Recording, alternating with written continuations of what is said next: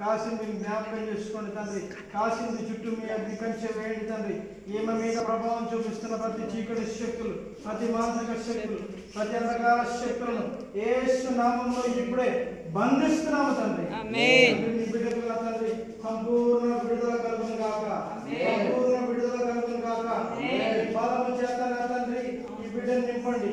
ఈ మీ యొక్క నా తండ్రి ప్రభా శక్తి చేత నీ బిడ్డను నింపండి. నీ యొక్క ఆత్మ చేత ఈ బిడ్డను నింపండి. ఈ బిడ్డ మీద ప్రభావం చూపిస్తున్న దురాత్మ శక్తులు, మాంత్రిక శక్తులు, చీకటి అంధకార శక్తులను యేసు నామములో ఇప్పుడే బంధిస్తున్నాము తండ్రి. హల్లెలూయా. మనము ఏ వాక్య ధ్యానంలో ఉన్నాము?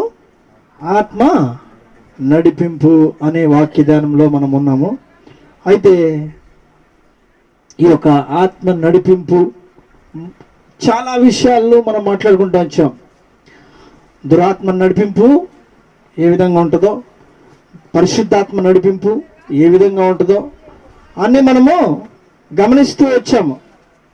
అమ్మాయి చూడాలి అందరూ. అపోస్తుల కార్యాల గ్రంథం 21వ అధ్యాయం 10వ వచనం నుండి 14వ వచనం వరకు చదువుకుందాం. అపోస్తుల కార్యాల గ్రంథం 21వ అధ్యాయం 10వ వచనం నుంచి 14వ వచనం వరకు చదువుకుందాం. మేము అనేక దినములు అక్కడ ఉండగా అగబు అను ఒక ప్రవక్త లూదియా నుండి వచ్చెను. అతడు మా యొద్దకు వచ్చి పౌలు నడికట్టు తీసుకొని తన చేతులను కాళ్ళను కట్టుకొని యెరూషలేములోని యూదులు ఈ నడికట్టు గల వారిని మనిషిని ఇలాగు బంధించి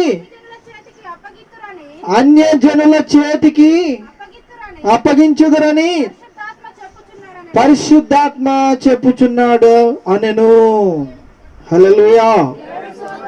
ప్రియ దేవుని బిడ్డలారా, ఇక్కడ అగబు అనే ప్రవక్త ఉన్నాడని మనము ఇంతకుముందు మీరు విన్నారా? అగబు ప్రవక్త గురించి ఎప్పుడన్నా మాట్లాడాలి. కొంచెం నాకెళ్ళి చూసి నన్ను కొద్దిసేపు నన్ను కదా వాక్యాన్ని కొంచెం గమనించాలని కోరుకుంటున్నాను. పిల్లలు కొంచెం సైలెంట్గా ఉంటే మీరు పక్కకు వచ్చేయండి. 124వ పేజీ తీయండి అందరూ. 124వ పేజీ తీసించే చదివినప్పుడు విన్నారా? చూసారా మీరు? అది అందరూ చూసారా? మరోసారి చదవండి. మేము అనేక దినములు అక్కడ ఉండగా ఆగాబు అను ప్రవక్త లూదియా నుండి వచ్చెను. అతడు మా యొద్దకు వచ్చి పౌలు నడికట్టు తీసుకొని తన చేతులను కాళ్ళను కట్టుకొని యెరూషలేములోని యూదుల ఒక నడికట్టు గల మనుషుని ఈలాగు బంధించి అన్య జనుల చేతికి అప్పగించదరని పరిశుద్ధాత్మ దేవుడు చెప్పుచున్నాడు. ఎవరికి చెప్తున్నాడు పరిశుద్ధాత్మ దేవుడు? అగబు అనే ప్రవక్తకు చెప్పి ఉన్నాడు. అగబు అనే ప్రవక్త ఇప్పుడు ఎవరికి చెప్తున్నాడు? పౌలుతో పాటు ఉన్నటువంటి సహచరులకు, అనుచరులకు, సంఘ బిడ్డలకు చెప్తున్నారు. ఎవరికి? పౌలు చుట్టూ ఉన్నటువంటి ప్రజలకు, అంటే సంఘ బిడ్డలకు, సహచరులకు చెప్తున్నాడు. పరిశుద్ధాత్మ దేవుడు యొక్క నడిపింపు ఎట్లుంటుందంటే, ముందు జరగబోయేది మనకి ఇది కూలిపోయినా మనం చూడొద్దు. చచ్చిపోతే పరలోకానికి వెళ్ళిపోతాం, అవునా కదా? ఇది కూలిపోయినా మనం పక్కకు చూడొద్దు. పక్క చూసినావంటే వాక్యం కంటే నీకు బయట విలువ ఎక్కువ ఉందని అర్థం. వాక్యం అంటే నాకు లెక్కలేదు, దేవుడు అంటే నాకు అసలు లెక్కలేదు, దేవుని సన్నిధి అంటే అసలే లెక్కలేదు, బయటదే నాకు లెక్క అని అర్థం. హల్లెలూయా. అగబు అనే ప్రవక్తకి పరిశుద్ధాత్మ దేవుడు మాట్లాడుతుంటే మనం వేరే మాటలు వేరే ఆలోచిస్తున్నాం అంటే ఇక మనంత దౌర్భాగ్యులు ఇంకొకరు ఉండరు. పరిశుద్ధాత్మ దేవుడు మాట్లాడుతున్నాడు అగబుతోటి. జాగ్రత్తగా వింటున్నాడు అగబు ప్రవక్త. ఏమనంటే, నడికట్టు కట్టుకున్నటువంటి ఒక మనుష్యున్నట యూదులట ఏం చేయబోతున్నారట? కాళ్ళు చేతులు కట్టేసి అన్ని జనులకు అప్పగించబోతున్నారు. ఇక అన్ని జనులకు అప్పచెప్తే పరిస్థితి ఏంటి? ఈరోజు మీరు వీడియోస్ చూస్తున్నారా లేదా? చాలా మీకు వస్తున్నాయో లేవో నాకు తెలియదు, కానీ పాస్టర్లని కాళ్ళు చేతులు ఎర్రగొట్టేస్తున్నారు. ఎక్కడికి మొత్తుకుంటున్నా సరే, ముక్కలైనా సరే వదలకుండా అంగుళం కొడుతున్నారు. అన్ని జనులకి దేవుని బిడ్డలంటే కోపం. దేవుని బిడ్డలంటే, దేవుని పాస్టర్స్ అంటే, దైవజనులు అంటే ఎక్కడ లేని కోపం వస్తుంది. ఎందుకంటే నీతిని బోధిస్తున్నాం కదా, యథార్థతను బోధిస్తున్నాం కదా, పరలోక రాజ్యాన్ని బోధిస్తున్నాం కదా, స్వర్గం గురించి బోధిస్తున్నాం కదా. ఇప్పుడు మేము మంచి చెప్తుంటే వారికి నచ్చట్లే. మంచి చెప్పేవాడు ఎప్పుడు కూడా నచ్చడు జనాలకి. యథార్థవాది లోక విరోధట. మంచి చెప్పడం ఉన్నమాట అంటే ఊళ్ళో ఉండనివరట. ఉన్నమాట చెప్తున్నందుకు అన్న తాగుడు పాపం రా, అయ్యా వ్యభిచారం పాపం రా, అయ్యా దొంగతనం పాపం రా, అయ్యా మారండి రా అని చెప్తే ఏమైందంటే, నాకే చెప్పేటోడు వినవా నువ్వు? నాకే చెప్పేంత ఇదా నువ్వు? నా ఇష్టం నేను తాగుతా, నా ఇష్టం నేను వ్యభిచరిస్తా, నా ఇష్టం నేను దొంగతనం చేస్తా, నా ఇష్టం వచ్చినట్టు చేస్తా నేను, నువ్వు చెప్తే నేను ఎందుకు ఇంత అనే పరిస్థితి. ఈ ఆత్మ ఏ ఆత్మ? నా ఇష్టం వచ్చినట్టు నడుస్తా అనేది ఏ ఆత్మ? దురాత్మ. కాబట్టి ఇప్పుడు అన్ని జనులందరూ కూడా ఏం చేస్తున్నారు అంటే వాళ్ళ ఇష్టానుసారంగా బతుకుతున్నారు, దురాత్మ నడిపింపు కింద బతుకుతున్నారు. క్రైస్తవులైన మనలందరికీ శ్రమ కలుగుతుంది. ఏం కలుగుతుంది? శ్రమ కలుగుతుంది. ఇప్పుడు నువ్వు చర్చికి పోతుంటే నిన్ను నిందించవచ్చు, నీ భర్త నిందించవచ్చు, నీ భార్య నిందించవచ్చు, నీ చుట్టుపక్కల నిందించవచ్చు, లేనిపోయిన మాటలన్నీ అనొచ్చు. కానీ నువ్వు మాత్రం ఈ నిందల్ని బట్టి, ఈ అవమానాలను బట్టి, ఈ యొక్క పోరాటాన్ని బట్టి నువ్వు సన్నిధి విడిచిపెట్టొచ్చా? మందిరాన్ని విడిచిపెట్టొచ్చా? దైవజనులను విడిచిపెట్టొచ్చా? అన్నిటికంటే ప్రాముఖ్యంగా క్రీస్తు ప్రభు వారిని విడిచిపెట్టొచ్చా? విడిచిపెడితే అదేం క్రైస్తవ్యం? పోరాటమే. క్రైస్తవ జీవితమే పోరాటం కదా. పెళ్లి చేసుకుంటారు పిల్లలు. యవ్వనంలో ఉన్నప్పుడు ఎన్నో కోరికలు ఉంటాయి. నా భర్త కలెక్టర్ లాగా ఉండాలా, అందరిలో గౌరవంగా ఉండాలా, అందరిలో నా భర్త ఎట్లుండాలా? గొప్పోడిగా ఉండాలా, అందరు నా భర్తకి నమస్తే చెప్పాలా, రెస్పెక్ట్ ఇవ్వాలా, నా భర్త హీరోలా ఉండాలని కోరుకుంటారు. అవునా? మరి పెళ్ళైన తర్వాత చెప్పండి, మీరు చెప్పండి, నేను చెప్పడం కాదు. పెళ్ళైన తర్వాత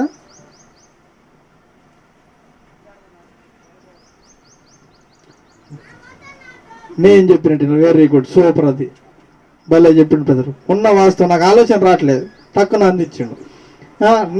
పెళ్ళైన తర్వాత నేను చెప్పినట్టు వినాలా. వాక్యం ఏం చెప్తుంది?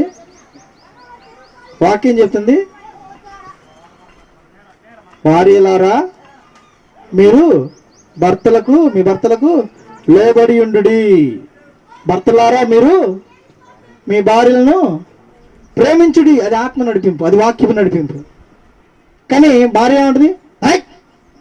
నువ్వు ఏం చెప్పింది వినాల. భర్తలు నిన్ను ప్రేమించను, ఇంకొకతుంది, లేకపోతే మందుంది, లేకపోతే విందుంది, నువ్వేమన్నా అయిపో. ఇది ఆత్మ నడిపింపా? ఇదే ఆత్మ నడిపింపు. భర్తగా నీ బాధ్యత ఏంటి? భార్యను ప్రేమించడం నీ యొక్క దేవుని యొక్క ఉద్దేశం. అది పరిశుద్ధాత్మ నడిపింపు. భార్యగా నువ్వు భర్తకు లోబడి ఉండడం అది పరిశుద్ధాత్మ నడిపింపు. భార్య భర్తను వ్యతిరేకించిన, భర్త భార్యను ప్రేమించకపోయినా రెండు అది దురాత్మ యొక్క నడిపింపే.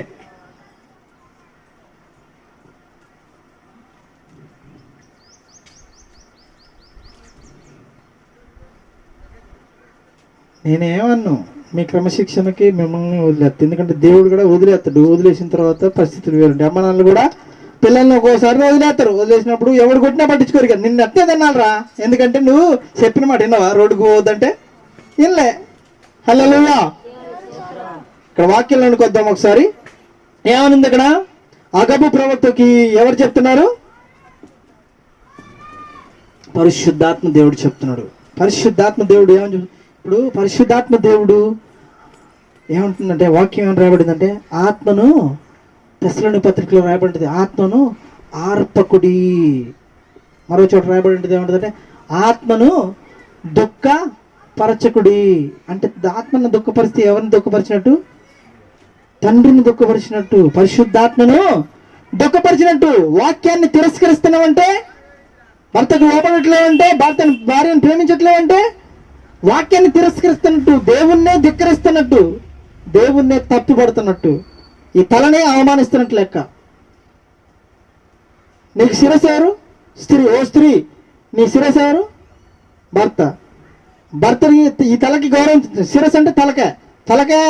ఈ తలకాయల నుంచి వచ్చిన ఆలోచన అమలు కావాలి, కానీ నీ తలకాయల నుంచి వచ్చిన ఆలోచన అమలు అయితే ఏమైంది?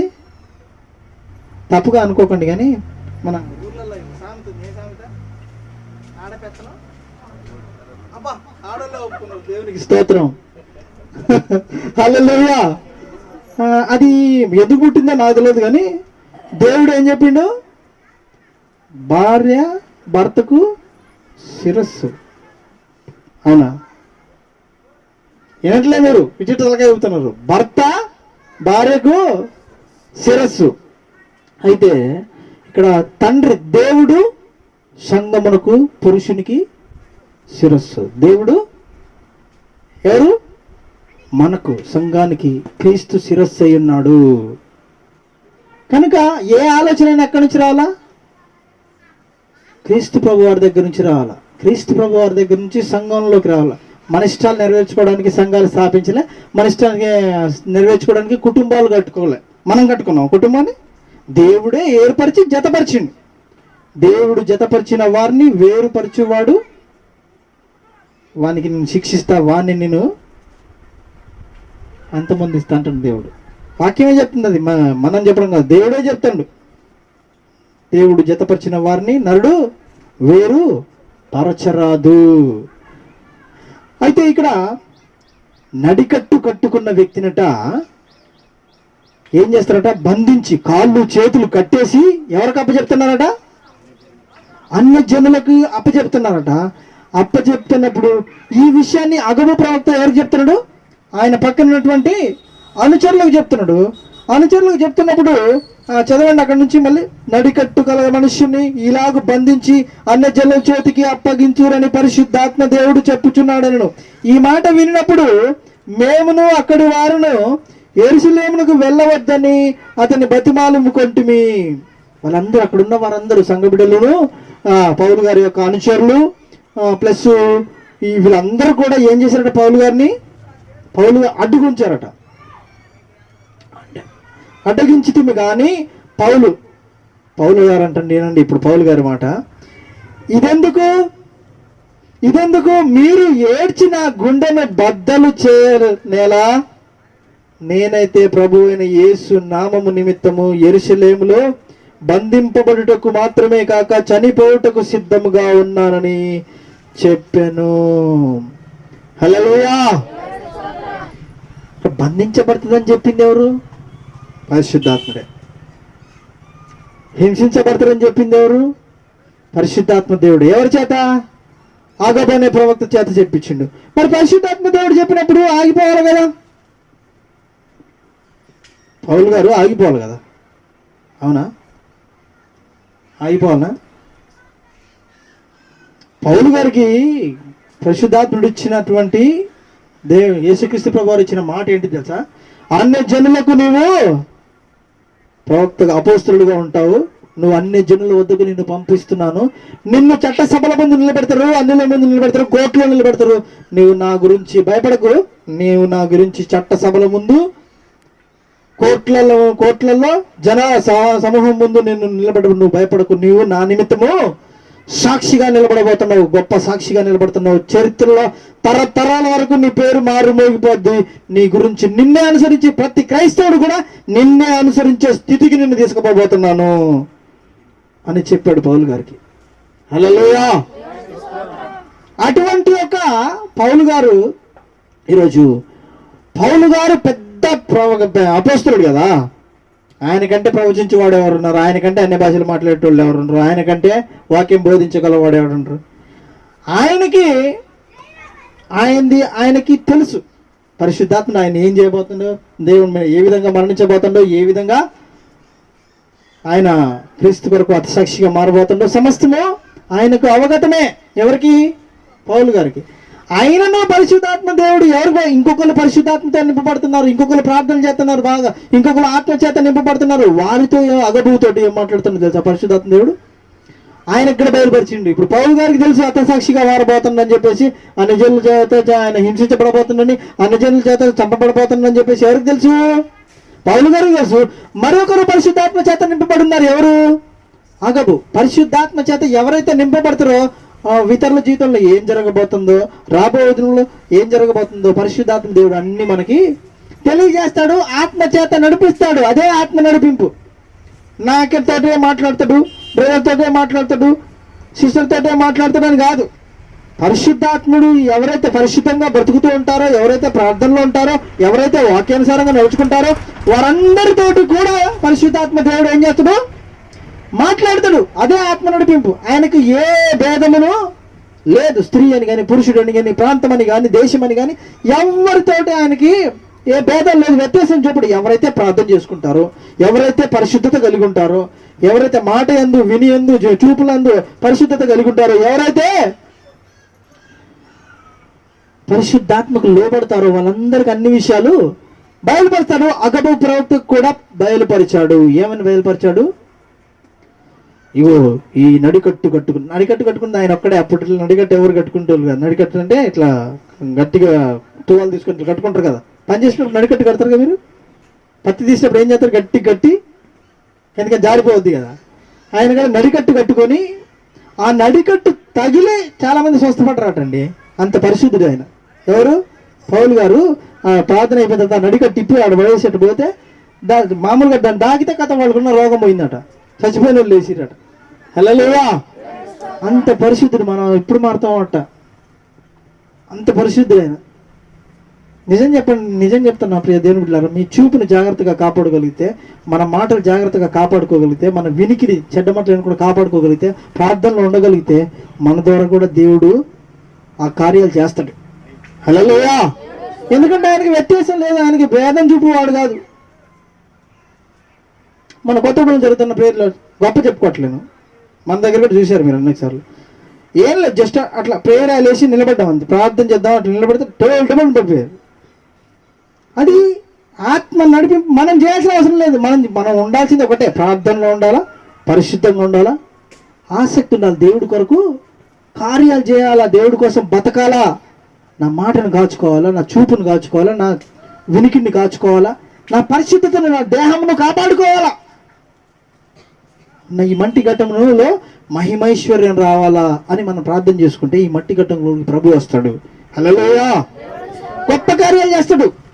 అయితే ఈ అగబు ప్రవక్త కూడా పరిశుద్ధాత్మ నడిపింపు ఉంది కనుక, పరిశుద్ధాత్మ నడిపింపు ఉన్నటువంటి ఆ అగబు ప్రవక్త ఏమంటుంది? ఆయనకు కనపడుతుంది. ఏమని కనపడుతుంది?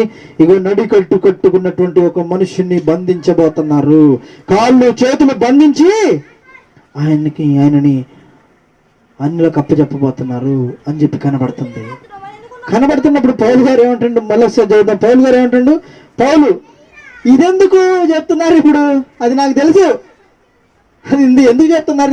ఇది నాకు తెలుసు. మీరు ఏడ్చి నా గుండె బర్దలు చేసేదేలా అంటే, మీరు ఆత్మకార్యం జరుగుతుంటే జరగనీయకుండా ఎందుకు ఏడుతున్నారు, ఎందుకు అడ్డుపడుతున్నారు అంటే, వీళ్ళ ప్రేమ అటువంటిది. పాపం సంఘబిడ్డల ప్రేమ. అయ్యో మా దైవజనుని కాలు చేతులు కట్టేస్తారట, మా దైవజనుని చంపేస్తారట, మా దేవుడు జరగొద్దు అది అని చెప్పి వీళ్ళ బాధ. వాళ్ళ ప్రేమ అది. కానీ దేవుని కార్యం నెరవేర్చాలనే ఉద్దేశం దైవజనులు ఎవరికి కనపడట్లేదు.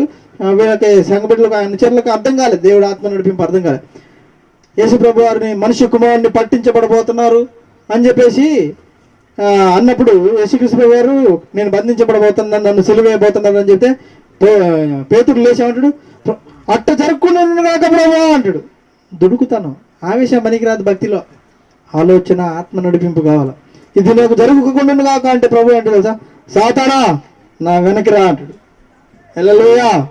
నువ్వు ఈ ఆలోచన ముందుకు నడవకూడదు. సాతాను ఆలోచన, నీ ఆలోచన ముందుకు నడవకూడదు, నువ్వు వెనక్కిరా ఫస్ట్ అంటాడు. అంతకుముందే ఏమంటుంది తెలుసా? ఎవరితోటి? పేతురు గారితోటి. నన్ను గురించి ఏమనుకుంటున్నారు జనాలంటే, అందరూ ఒకరు ప్రవక్త అని, ఒకరు ఏది అని, ఒకరు అదని ఇదని చెప్పుకుంటుంటే, ఇంతకు మీరే అనుకుంటున్నారయ్యా అని చెప్పి శిష్యుని అడిగితే ఎవరు మాట్లాడరు. పేతురు లేచి టక్కున ఏం మాట్లాడుతుంది తెలుసా?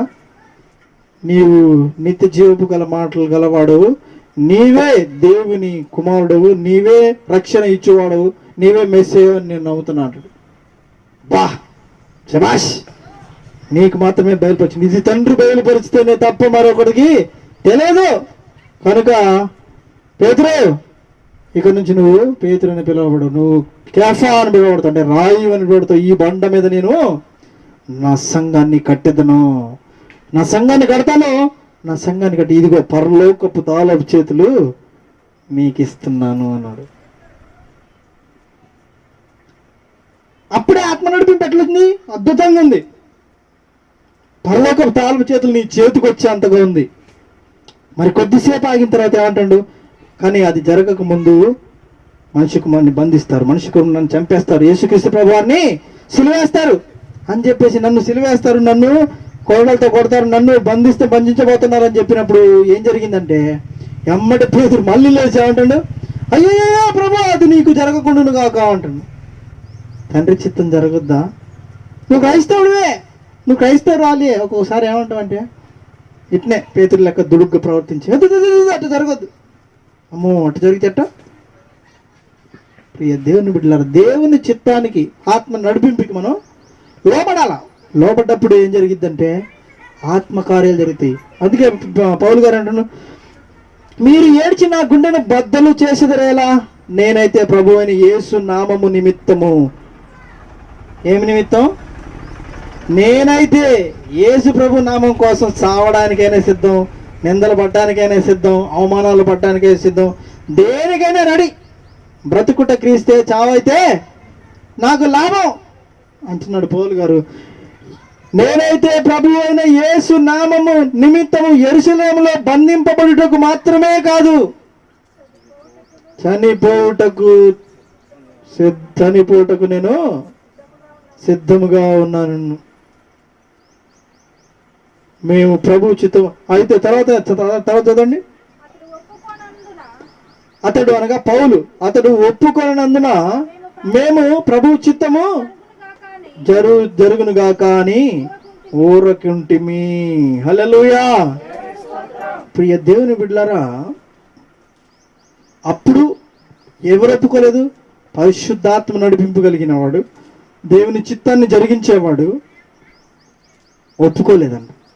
నేను వెళ్ళాలి, నన్ను బంధిస్తారని తెలుసు, నన్ను చంపుతారని తెలుసు, ప్రభు నిమిత్తం, ప్రభు యేసు నామము నిమిత్తం నేను చావడానికైనా సిద్ధము అంటున్నాడు పౌలు గారు.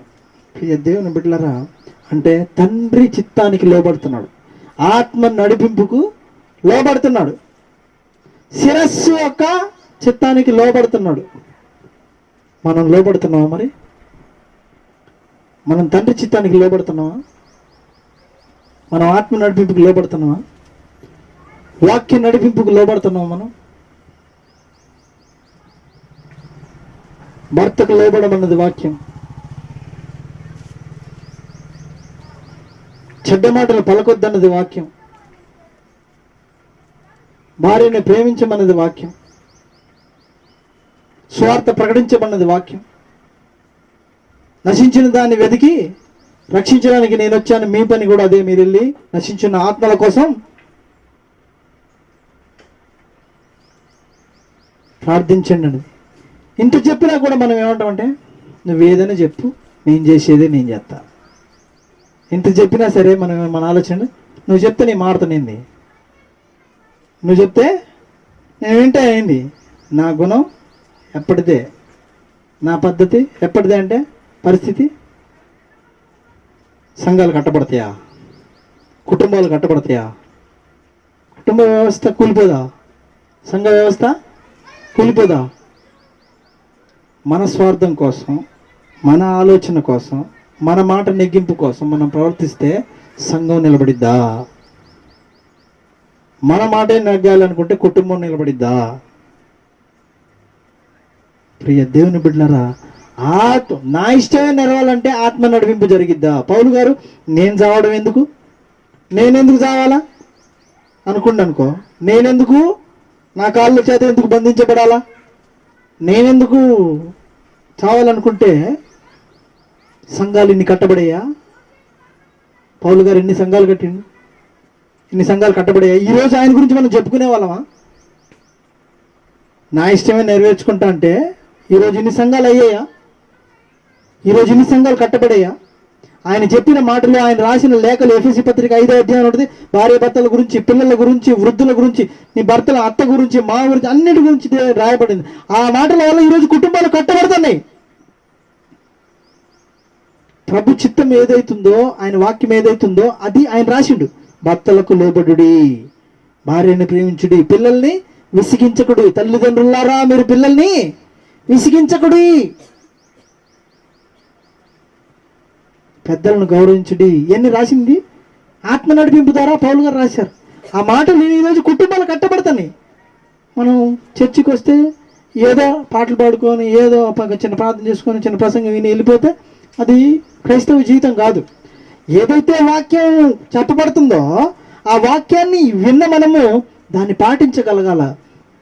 నరహత్య చేయాలంటే మాటలతో కూడా చంపొద్దు, మన మనుషులను చూపులతో కూడా చంపొద్దు. బూతులు మాట్లాడొద్దంటే మాట్లాడొద్దు, అది వాక్యం. అప్పుడే మన బ్రతుకులు బాగుంటాయి, అప్పుడే మన జీవితాలు కట్టబడతాయి. అదే ఆత్మ నడిపింపు. మరి పరిశుద్ధాత్మ నడిపింపు అంటే పరిశుద్ధమైన మాటలు మాట్లాడడమే, పరిశుద్ధమైన క్రియలు చేయడమే. ఇది ఆత్మ నడిపింపు. కనుక దేవుని బిడ్డలారా, మనం అందరం ఆలోచించాల్సిన విషయం ఏంటంటే దేవుని ఆత్మ నడిపింపుకు లోబడాలి. క్రైస్తవ జీవితంలో శోధనలు వస్తాయి, క్రైస్తవ జీవితంలో బాధలు వస్తాయి. క్రైస్తవ జీవితం, కుటుంబాలు కట్టబడాలంటే మనం తగ్గించుకోవాల్సి ఉంటుంది, దేవుని ఆత్మకు లోబడాల్సి ఉంటుంది. మన మాటను నెగ్గించుకోకుండా దేవుని మాటను నెగ్గించే వారంగా మనం ఉన్నప్పుడు పోరాటం వస్తుంది, కష్టం వస్తుంది, నిందొస్తుంది. దేవుని ప్రకటిస్తూ వస్తుంటే కాళ్ళు కట్టి బంధించేశారు. అయినా సరే పౌలు గారు అంటుండు, యేసు నామము నిమిత్తము నేను చావడానికైనా సిద్ధంగా ఉన్నాడు. మనం అంటాం భర్తతో, మన ఆత్మీయ భర్త ఎవరు? యేసు ప్రభు వారే. శారీరక భర్తలు ఎవరికి వారు ఉంటారు, కానీ ఆత్మీయ భర్త ఎవరు? మన ఆత్మ నడిపించే కర్త ఎవరు? ఆయన ఆత్మ నడిపింపు మేరకు మనం నడవగలిగితే మన కుటుంబాలు కట్టబడతాయి. లేదు అంటే ఆ ఆత్మీయ భర్త అయినటువంటి యేసుక్రీస్తు ప్రభు వారి యొక్క మాట వినకపోతే సంఘం నిలబడిద్దా? సంఘం కూలిపోదా? ఆత్మ నడిపింపుకి లోబడాలి. తెస్సలోని పత్రికలో ఆత్మను ఆర్పకుడి.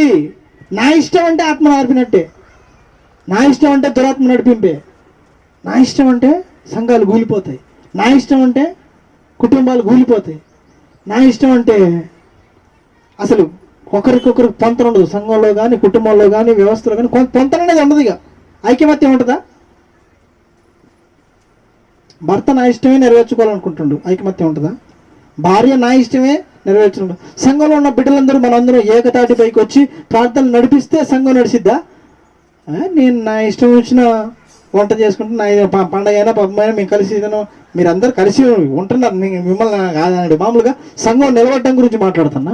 మనం ఎవరి దారి వాళ్ళే అనుకున్నాం అనుకోండి, సంఘాలు నిలబడతాయా? మొదట మనం ఆలోచించాల్సింది ఏంటంటే మన శిరస్సుకు రెస్పెక్ట్ చేయడం నేర్చుకోవాలి. మనం క్రీస్తు ప్రభు వారి దగ్గర నుంచి ఏ ఆలోచన అయితే వస్తుందో ఆ ఆలోచనను మనము నెరవేర్చే వారంగా ఉండాలి. క్రీస్తు ప్రభు వారు అంటే వాక్యం ఏది చెప్తుందో దాని ప్రకారం నడుచుకునే వారం ఉండాలి. కుటుంబంలో ఆత్మీయుడైన భర్త శిరస్సుగా ఉంటున్నాడు, ఆయన ఏది చెప్తే దాని ప్రకారం నడుచుకునే వారంగా మనం ఉన్నప్పుడు కుటుంబ వ్యవస్థ బాగుపడుద్ది. శిరస్సు, సంఘంలో క్రీస్తు ప్రభు వారి యొక్క శిరస్సు నుంచి వచ్చే ఆలోచనలు మనం ఇంప్లిమెంటేషన్ చేయగలిగితే సంఘాలు నిలబడతాయి. హల్లెలూయా. పిల్లల విషయంలో ఎఫెసీ పత్రిక 5వ అధ్యాయం ఉంటుంది. ఏమంటుంది? పిల్లల విషయంలో కూడా పిల్లలకి విసుగు రేపొద్దాను. తల్లిదండ్రులారా మీ పిల్లలకి ఈ విసుగు రేపకుడి అని ఉంటుంది. మనం విసిగించొద్దట వాళ్ళని. విసిగిస్తే వాళ్ళు ఏం చేస్తారు? చెడిపోతారు. ఎప్పుడు చూసినా మా అమ్మ నాన్న విసిగిస్తారు. అంటే ఎంతవరకు క్రమశిక్షణలు పెట్టాలనో అంతవరకే క్రమశిక్షణ పెట్టాలి. మరీ హద్దు మీరు క్రమశిక్షణ పెడితే ఏమైందంటే వాళ్ళు రౌడీలు అయిపోతారు ఆటోమేటిక్. ఇక్కడ మంచిగానే ఉంటారు, నీ ముందు నటిస్తారు, బయటికి పోయిన తర్వాత మనం ఎట్ట ఇక్కడ ప్రవర్తించడం అక్కడ అట్ట ప్రవర్తిస్తారు వాళ్ళు. హల్లెలూయా. కనుక ప్రియ దేవుని బిడ్డలారా, ఆత్మ నడిపింపుకు లోబడదాం, శిరస్సుకు లోబడదాం. అప్పుడే మన జీవితాలు కట్టబడతాయి. మన ఈ అవయవం కాలుకు ముళ్ళు గుచ్చుకుంది, కాలుకు ముళ్ళు గుచ్చుకున్నప్పుడు ఈ చెయ్యి వెళ్ళి ముళ్ళు తీయకపోతే ఏమైంది? ఆ ముళ్ళు అంతే ఉంటుంది. సహకరించాలి ఈ అవయవాలు, ఒక్కొక్క అవయవము సహకరించినప్పుడే ఈ దేహానికి క్షేమం. తలకాయ నొప్పి లేస్తుంది, జెండు మనం తీసుకొని ఈ చెయ్యి ఏం చేయాలా? రాయాలి. ఈ చెయ్యి నేను రాయనన్నది అనుకో, ఆ తలకాయ నొప్పి అంతే ఉంటుంది. కనుక సహకారం లేకపోతే సంఘం నిలబడదు, సహకారం లేకపోతే కుటుంబం నిలబడదు, సహకారం లేకపోతే వ్యవస్థలో ఒకరికొకరికి మంచి సంబంధాలు ఉండవు. ఇక నువ్వెంత అంటే నువ్వెంత, ఇరుగు పొరుగు వాళ్ళతో మనకు సంబంధాలు మంచిగా ఉంటాయి. అప్పుడు నీ లెక్క ఎంత అంటే నీ లెక్క ఎంత అంటే ఇంకా సంబంధాలు ఎక్కడి కదా. కనుక సహకారం అవసరం. ఈ కాలం నడుస్తున్నప్పుడు ఈ మెదడు ఇన్స్ట్రక్షన్ ఇస్తుంటది, ఇటు వెళ్ళాలా ఏం చేయాలనేది ఈ మెదడు ఇన్స్ట్రక్షన్ ఇస్తుంటే ఆ కాళ్ళు వెళ్ళిపోతాయి. ఈ మెదడు ఇన్స్ట్రక్షన్ ఇచ్చినప్పుడు ఈ బైబిల్ తీసుకోవాలనేది, ఈ మెదడు ఇన్స్ట్రక్షన్ ఇచ్చినప్పుడు ఇది ఇన్స్ట్రక్షన్ ఫాలో అయితేనే. ఇప్పుడు మెదడు బైబిల్ చదువు అంటే బైబిల్ చెయ్యి నేను తీసుకొని బైబిల్ తీసుకొని నేను దియ్యను బైబిల్ దియ్యను నేను అన్నదనుకో, అప్పుడు బైబిల్ జ్ఞానం ఎట్టవుతుంది? కనుక మనం గౌరవంగా బ్రతకాలంటే ఐకమత్యం అవసరం. మనం గౌరవంగా బ్రతకాలంటే ఏకీభావం అవసరం.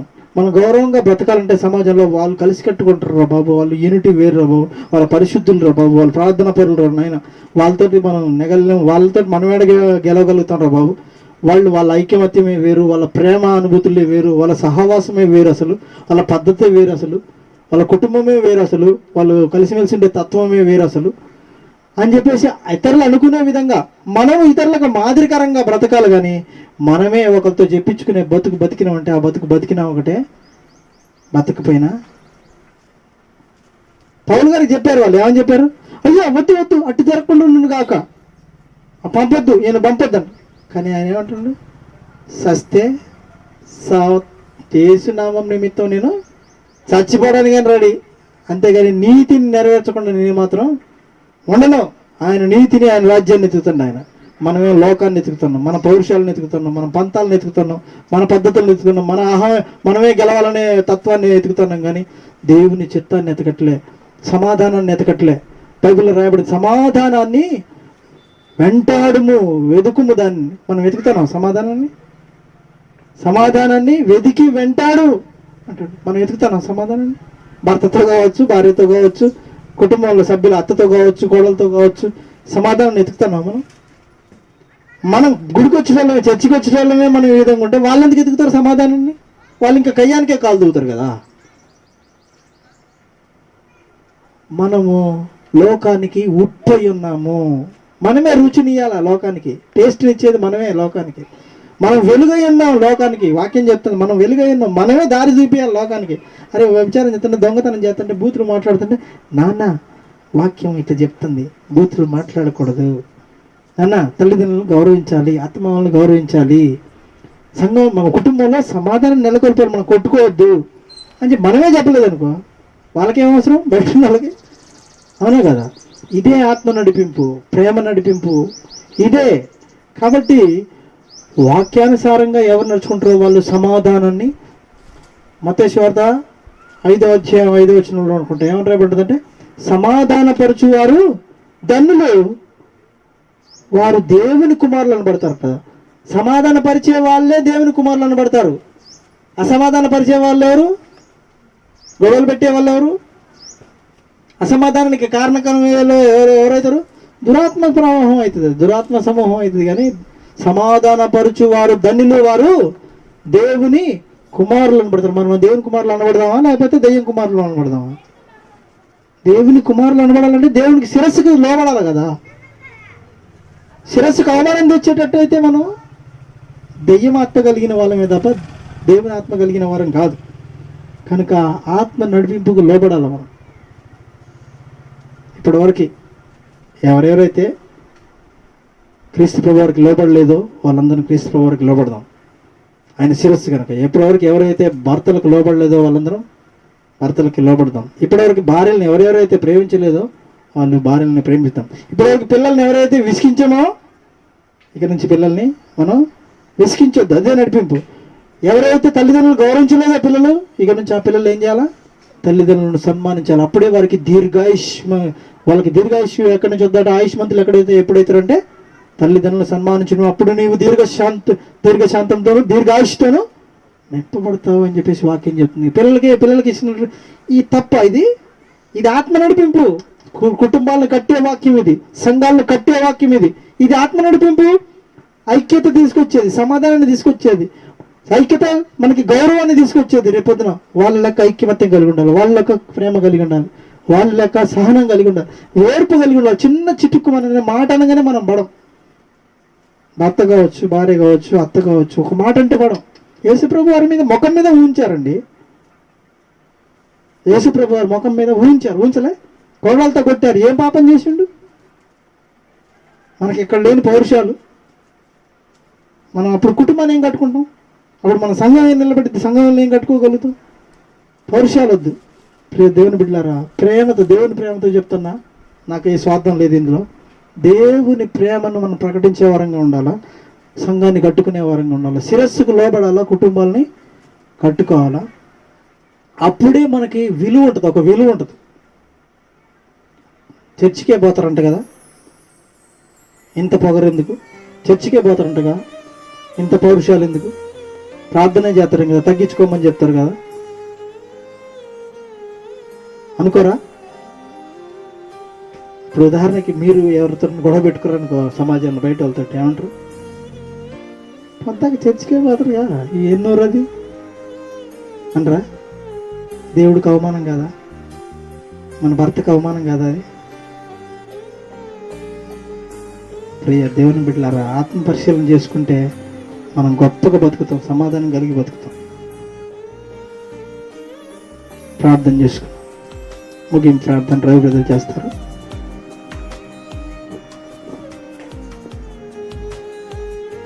స్తోత్రమయ్యా, పరిశుద్ధుడా, మహోన్నతుడా, మహాగణుడా, నీకు స్తోత్రాలు తండ్రి.